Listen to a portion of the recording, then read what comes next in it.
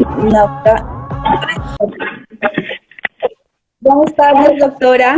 Hola Edna, buenas tardes. Muy bien, muy bien. Gracias por tenerme. Bueno. Iba pues a comentarles a las personas, si la escucho bien, tranquila. Iba a comentar a las personas que entró el doctor Bello, es neurólogo, y que vamos a hablar de los programas que desarrolla la Fundación CIREC. Nosotros nos costumbramos ya como un año, más o menos, ¿cierto? Más o menos un año que hemos estado en actividades y hemos podido compartir. Y en esta ocasión quería compartir un té con usted, doctora. Aquí estamos, tomándonos el té. Quedó muy rico. Me hice un capuchino porque no tengo té. No sirve, esa aguanta. Y la idea es conocer qué hace la Fundación CIDEC, y la doctora pues hace parte de esta fundación, y pues si quiere comenzamos, se presenta la doctora y comenzamos con el tema de la fundación. Muchas gracias. Claro que sí. Bueno, yo soy Marcela Santos, soy psicóloga de la Universidad Javeriana e hice una maestría en inclusión social de personas con discapacidad en la Universidad de Deusto en Bilbao, España. Yo trabajo en el mundo de la discapacidad desde que tengo memoria, movida por una situación personal. Mi papá, que en paz descanse, sufrió una enfermedad que se llama esclerosis lateral amiotrófica. Es la misma que tenía Stephen Hawking, es la misma del resto del baldo de agua helada. Y entonces conviví con una discapacidad por 16 años en mi vida. Entonces decidí pues dedicar toda mi vida a esta población. Trabajé en el Ministerio de Salud un tiempo, trabajé en la Asociación de Parálisis Cerebral en España, y ahora estoy en la Fundación CIREC, donde estoy feliz. Y la idea es hoy contarles qué programa tenemos, por si nos escuchan personas con discapacidad, para que se puedan acercar a CIREC y puedan recibir todas las ayudas que nosotros ofrecemos gratuitas. Ok, doctora, entonces, ¿nos cuenta, por favor? Claro que sí. CIREC fue fundada en 1976, es una fundación sin ánimo de lucro, que lo que hacemos es rehabilitar integralmente personas con discapacidad, más que todo discapacidad física, personas con hemiplegias, paraplegias, amputaciones, eso es como lo más común que tenemos, y también neurología. Nuestra misión entonces es sanar físicamente, emocional y espiritualmente a todas las personas con discapacidad y sus familias. ¿Por qué decimos esos tres componentes? Porque generalmente los hospitales se quedan cortos en la rehabilitación, ¿sí? Le dan la silla de ruedas a la persona y le dicen vaya a su casa y suerte haciendo su vida nuevamente. En CIREC nos dimos cuenta que la persona no retoma su vida solo con una silla de ruedas o con una rehabilitación, con una prótesis. Nos dimos cuenta que para que la vida de esa persona cambiara nuevamente a lo más normal posible de lo que estaba antes de adquirir esa discapacidad, requiere fortalecerse emocional y espiritualmente. Entonces, espiritualmente, a través de escuchas que hacemos, las escuchas son un espacio, no es terapéutico en el sentido psicológico, sino que es un espacio donde las personas pueden contar todo lo que están pensando, la rabia, la ira, la tristeza, todos los pensamientos que se están pasando por la cabeza, y las personas que sean católicas se hace un acompañamiento católico durante esa escucha, ¿sí? Además tenemos retiros espirituales gratuitos para nuestros usuarios y sus cuidadores. Qué pena. Yo puedo hablar aquí lo que así que haciéndome preguntas. Señora, tranquila. La idea es sí, aquí que pueda contarnos todo, pero pues para resumir esta primera parte, está la parte de elaboración de instrumentos para personas que perdieron una extremidad y digamos esa atención física, ¿no?, a las personas con discapacidad. Y la otra parte son programas, ya lo que comentaba, la parte de espiritual para apoyarlos, la parte emocional para orientarlos. Exacto. Diga, doctora. Sí, en la parte física hacemos una rehabilitación funcional con un centro de alta tecnología que tenemos en la carrera 54 con 65 aquí en la ciudad de Bogotá. Tenemos un equipo de fisiatras, psicólogos, terapeutas físicos, ocupacionales buenísimos. Tenemos 3 piscinas para hacer hidroterapia, máquinas de última tecnología. Y lo más chévere de las cosas que a mí más me gusta decir es que ofrecemos esas máquinas que la tiene un hospital de alto nivel en cualquier otro lugar de Bogotá, pero nuestra atención es a público 1 y 2, estrato 1 y 2. Entonces le estamos dando una atención de alta calidad, sin importar el estrato que a veces no se ve tan en Colombia, por lo que ya sabemos. Entonces, ese es el centro de sanación física, que es la sanación funcional, es decir, volver a que la persona vuelva a caminar, o vuelva a saber lavar platos con su nueva prótesis de mano.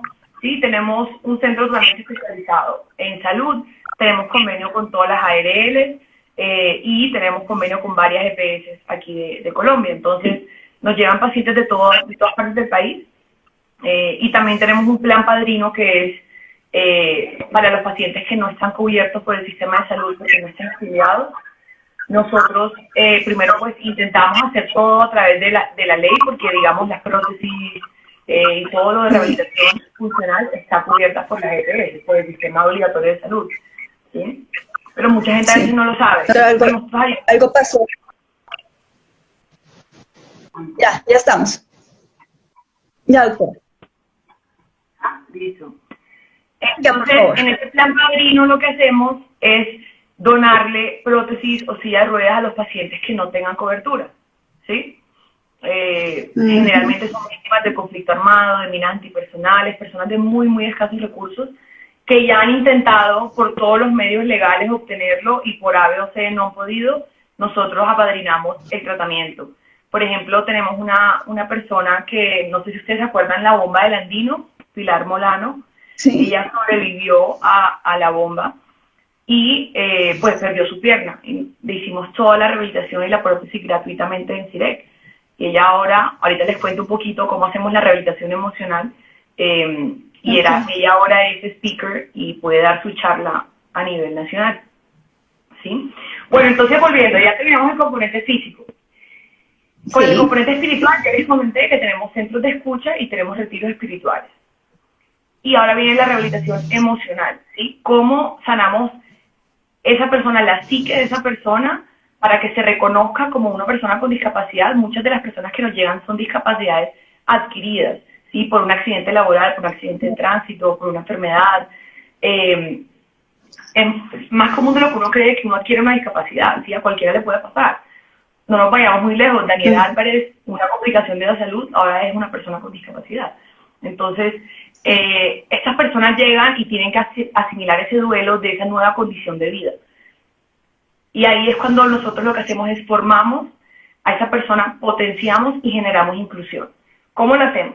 Tenemos arte a través de música, actuación, baile, poesía, comedia, etcétera.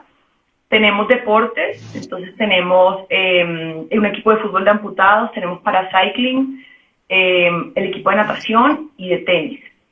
Y tenemos inclusión educativa e inclusión laboral. La inclusión educativa, tenemos un programa como de becas para personas con discapacidad, y también lo que hacemos es ayudar a que las universidades, asesorar a las universidades del país para que tengan programas más accesibles, no solamente físicamente, sino también para discapacidad auditiva, visual, cualquier tipo de discapacidad, para que estén más abiertos a hacer estos ajustes razonables para que las personas puedan estudiar en igualdad de condiciones. Y luego está el programa de inclusión laboral. Sí. Sigue, perdón. Siga, doctora. También hacemos inclusión laboral, donde básicamente es asesorar a empresas que requieran personal con discapacidad, que están interesados en contratarlos, ya sea por beneficios tributarios, porque hay beneficios tributarios que ahorita les cuento, o porque en verdad simplemente están dispuestos a ser diversos y aceptar a cualquier tipo de persona, sin importar su condición, por discriminación o por estrato, de raza, de color o una discapacidad. Entonces los asesoramos, los preparamos para que reciban personas con discapacidad y además los ayudamos a conseguir esas personas, ¿sí? Yo tengo una base de datos de personas que se han acercado a CIREC y desean ser vinculados laboralmente, entonces con eso es que yo ayudo a las empresas a conseguir personal con discapacidad. Ok, doctora, entonces para hacer una especie de resumen, trabaja en la parte física, fisioterapia, todos los tratamientos a las personas que adquieren una discapacidad, la parte Así con ellos. lúdica, la parte lúdica, pintura, artes, me parece muy interesante porque le da la oportunidad a la gente de llegar a un sitio y aprender un nuevo arte, aprender algo diferente y digamos, y ocupar su tiempo y ver que puede desarrollar otras habilidades porque pues, digamos, perdió una habilidad, pero puede adquirir otras o desarrollar otras cosas, entonces pues dan la oportunidad para eso. La parte emocional me parece muy importante porque bueno, cualquier persona con discapacidad, obviamente la parte emocional le llega muy duro, entonces pues ese soporte es muy interesante. Y la parte laboral también, porque pues en este momento, bueno, por todo lo que ha pasado por el COVID, es más difícil para una persona con discapacidad. Y si hablamos de personas visuales, de auditivas, o sea, para todo el mundo es difícil y la idea es encontrar sitios, encontrar organizaciones que puedan brindar eso, que lo estén haciendo y de pronto no se conocen tanto o si son conocidas, pues la gente no va, uno no sabe por qué, pero yo sé que la fundación como tal ofrece muy buenos servicios y es cuestión de asistir, de mirar qué hay y poder buscar la ayuda que están ofreciendo. Yo me acuerdo que cuando los conocí a ustedes, me llamó mucho me llamó la atención de la parte espiritual y también de la parte de empoderamiento, lo que usted comentaba, de lo que comentaba con las personas que empoderan para poder ser speakers, entonces eso también me llama mucho la atención y me parece súper importante. Sí, tenemos otro programa adicional que se llama Entrenadores de Vida. Ese es nuestro programa, pues yo lo llamo estrella, pero porque es el que más me gusta. Son personas con discapacidad que sus historias de vida son tan impactantes y son tan positivas, que muestran una resiliencia, una fortaleza mental y psicológica, que lo que hacemos es formarlos como oradores y puedan contar su historia en 15 minutos, como un modelo TED Talk, una charla vivencial, donde la persona en esos 15 minutos cuenta su historia de vida o lo más importante de su historia de vida. Y hemos llevado esas charlas a muchas empresas, a Colpatria, a Amarillo, a bancos, a empresas de impresión, hemos llevado las charlas a todos lados y la verdad es que no solo es una herramienta para sensibilizar sobre la discapacidad, para que lo vean desde una visión de capacidades y no de pobrecito no tiene algo, sino esta persona puede y me puede enseñar muchas cosas a mí y la puedo admirar, sino que además es un ingreso económico para nuestros oradores. Ellos reciben un pago por cada charla que hacen. Entonces, no solo con entrenadores de vida, estamos buscando que todos nuestros programas de sanación emocional sean rentables que les den plata a las personas con discapacidad. Por ejemplo, tenemos personas deportistas que los hemos apoyado y les hemos puesto el coach, la bicicleta, les hemos puesto los uniformes, todo. Y han llegado a hacer selección Colombia en paracycling, les hemos conseguido los tiquetes patrocinados para que lleguen a participar. Tenemos medallistas de bronce, de oro, tenemos de todo en nuestra fundación, porque ahora esas personas reciben un salario por la misma, con deportes. Entonces ya están generando ingresos a través de esa nueva pasión y ese talento que potenciamos en CIREC. Lo mismo pasa con los artistas. Ahí ven los perritos atrás.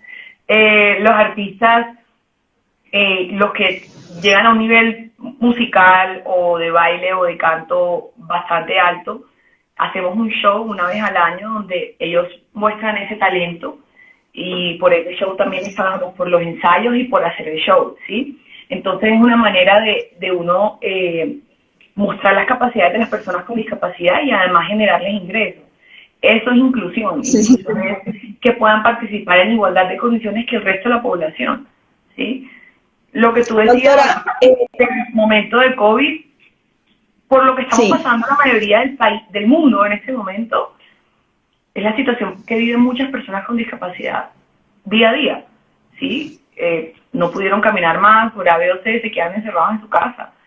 Y no salen no porque no quieran, sino porque tampoco pueden, porque las calles no son accesibles o los van a mirar raro. Sí. Hay muchas barreras y no son solo físicas, sino también de cómo ven a las personas con discapacidad. Entonces, eso que estamos Sí, viendo ahora, nosotros volveremos a las calles, pero las personas con discapacidad probablemente no. Entonces, es una manera como tú ponerte en los zapatos de las personas con discapacidad y darte cuenta, hombre, las viven duras, ¿sí? Y desde esa perspectiva, tienen mucha fortaleza mental en poder estar encerrados tanto tiempo y aún continuar con su vida. Sí, pues yo quiero aquí saludar a las personas que han llegado. Está Gema, está Food, aquí está Donna, está Juliana, también algunos grupos. Epilepsy Warrior, Francisco, Diego, muchas gracias por estar aquí. Andrea Angulo, hola, ¿cómo estás? Me alegro que estén aquí. Y doctora, pues, digamos, pasando al tema de lo que acaba de mencionar, las barreras que las personas con discapacidad tienen en su diario vivir, aunque estemos digamos, en casa, en cuarentena, igual hay barreras, porque sí o sí tenemos que ir, la persona tiene que ir al médico y ahí encuentra barreras en el transporte, en la calle, con las personas que la atienden en la EPS, el tema de los medicamentos si requieren algo o alguno de ellos. Entonces, o sea, es decir, eso no ha cambiado, cambia, digamos, la dinámica de vida que tenemos, pero, digamos, esas barreras persisten. Entonces, ustedes están trabajando en eso y, digamos, puntualmente en qué nos pueden ayudar? Es decir, digamos, qué recomendaciones dar a las personas con discapacidad en estos momentos que igual tienen que salir, igual tienen que buscar cómo trabajar o cómo ir a sus citas médicas o a sus actividades. Okay. Yo siento que las personas con discapacidad tienen un deber con la sociedad de cambiar el chip sobre la discapacidad, ¿sí? Si yo soy una persona con discapacidad y lo que hago es generar pesar, porque pido favor para todo, porque me hago el pobrecito por mi discapacidad, estoy alimentando ese imaginario que tienen las personas sin discapacidad sobre las personas con discapacidad. Es que es el pobrecito, es el enfermo, es el limosna. Las personas con discapacidad tienen el deber moral de decir, aquí estoy y yo soy como tú. La discapacidad es una condición, es algo que no elegimos, ¿sí? Eso no es como, yo voy a elegir ser persona con discapacidad. Es como ser blanco, negro, afro, eso uno no lo elige, simplemente pasa. Y bajo esa misma premisa es que nosotros sensibilizamos a las personas con discapacidad y a la sociedad y a las empresas sobre qué es discapacidad, ¿sí?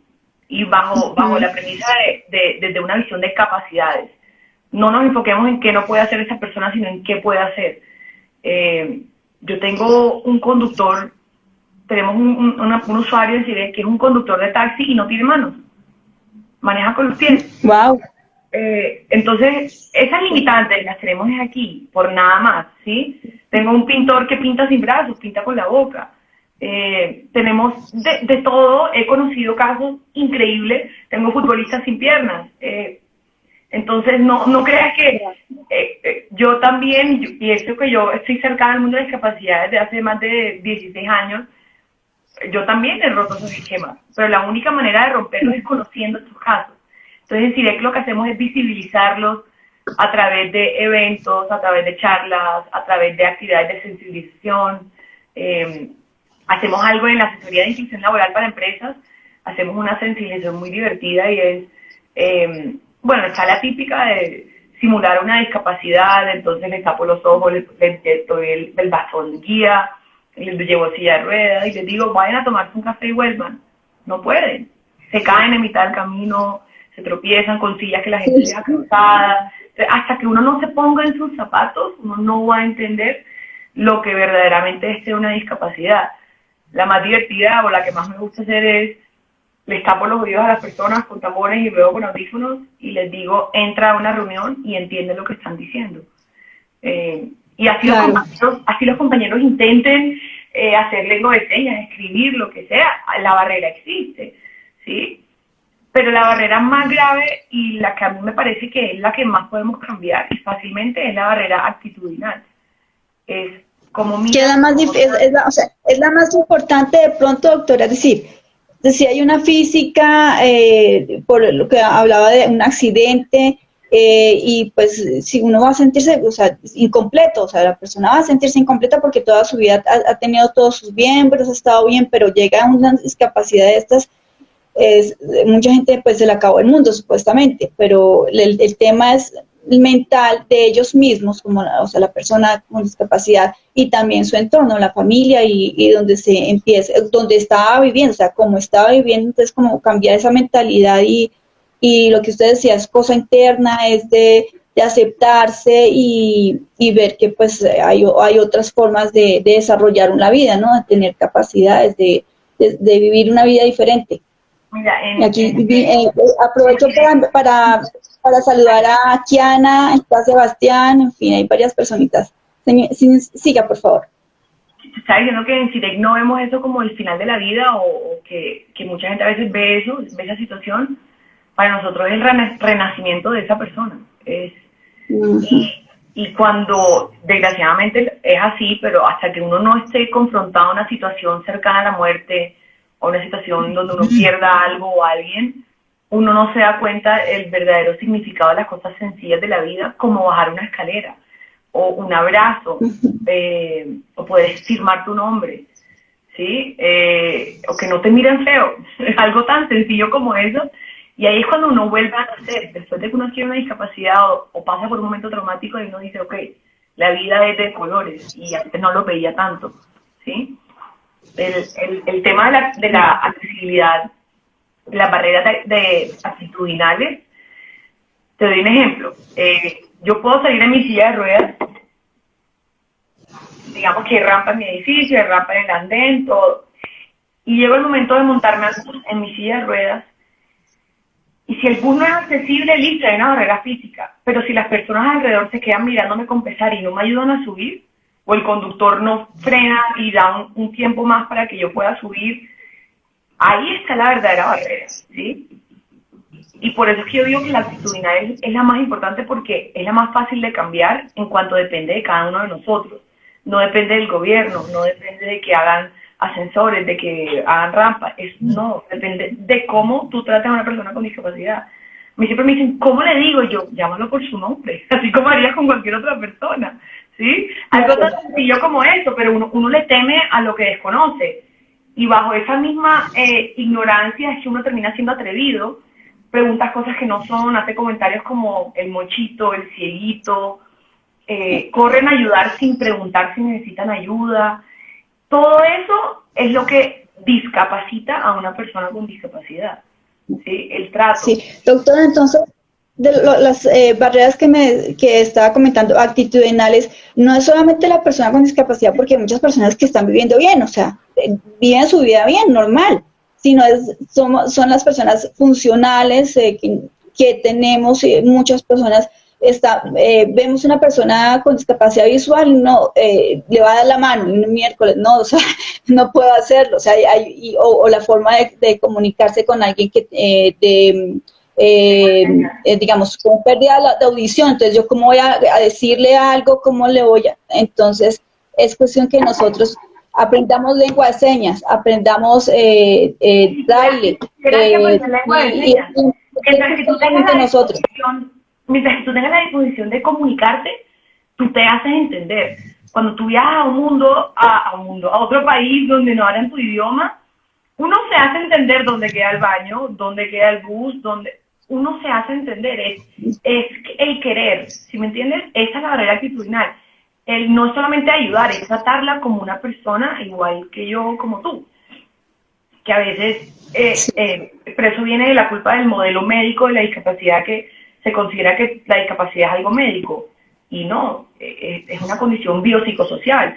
Si hay un componente médico claramente de una discapacidad funcional, mental, cognitiva, física, lo que tú quieras, auditiva, visual, pero además de eso hay unas barreras sociales que le impiden la efectiva función de la persona, ¿sí? Entonces ahí es donde la discapacidad, uno se da cuenta que la discapacidad no está en la persona, está en la sociedad también, y es el efecto de esa relación de la sociedad que no está preparada para recibir a una persona con discapacidad, ¿sí? Tú puedes ser una persona con discapacidad resiliente, valiente, en silla de ruedas, que sabe bajar escaleras en silla de ruedas y se la cuelga al hombro, se monta el carro, pero si la persona cuando llega al counter y le dice, ay señor, ¿dónde está su acompañante? O lo ignora, lo invisibiliza, no hicimos nada. ¿Sí? Todo lo que le enseñamos no hizo nada si la sociedad no está lista. Claro, y eso nos pasa mucho y pues digamos, eso me ha llamado la atención y yo estuve estudiando por videored, virtualmente, lengua de señas, y al menos ya sé, o sea, digo, al menos ya sé cómo decirle buenos días o buenas tardes y algunas cositas que he aprendido, y hacer digamos, esos cursos, esas capacitaciones en las diferentes lenguas o en el braille, nos ayuda a nosotros. Uno, porque uno aprende algo nuevo, y dado el caso que uno pues tenga la oportunidad, se encuentra con alguien con ese tipo de discapacidad, uno pueda hacer digamos, un medio de comunicación y sin el miedo, sin el susto digamos, de comunicarse con esa persona. Entonces, es bueno alentar a la gente que ya hay formas de aprender estos idiomas o estos lenguajes, porque nos están dando las facilidades. FENASCOL y otras entidades están haciendo mucha promoción de estos idiomas, estos lenguajes, y es bien importante que podamos, digamos, buscarlos y aprenderlos y poder ser incluyentes con las personas, porque pues uno tiene de pronto sus cosas, y la idea es entenderlos y poder acercarlos, ¿no? Acercarlos a uno, acercarlos a la sociedad, y no es sacarlos, no es discriminarlos, sino es acercarlos a nosotros y que sean uno más como nosotros, son iguales que nosotros.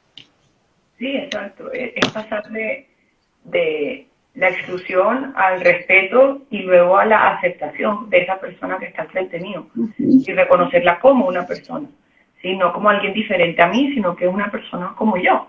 Y es lo más complejo, o sea, es lo más fácil, pero es lo más complejo, por lo que te digo, depende de cada persona que cambie su chip.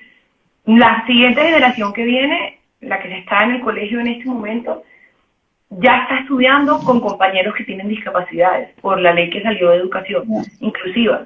Entonces, esas personas, esos jóvenes que están ahora estudiando con compañeros que tienen una condición cualquiera de discapacidad, o una condición diversa a la que uno está normalmente acostumbrado, van a crecer en un mundo donde la diversidad es algo totalmente natural. ¿Sí? La diversidad humana es lo más inherente al ser humano. ¿Sí? No hay ninguna persona igual a ti en todo el mundo. Entonces, esas personas más adelante, cuando vayan a las universidades, vayan al trabajo, ya van a haber reconocido eso. Nosotros, esta generación de ahora, no fue tan común crecer con personas con discapacidad, estudiar con personas con discapacidad. Pero te puedo asegurar que todo el mundo conoce mínimo a una persona con discapacidad. ¿Sí? Entonces uno dice, sí existen. Sino que antes estaban escondidos, recluidos en las casas.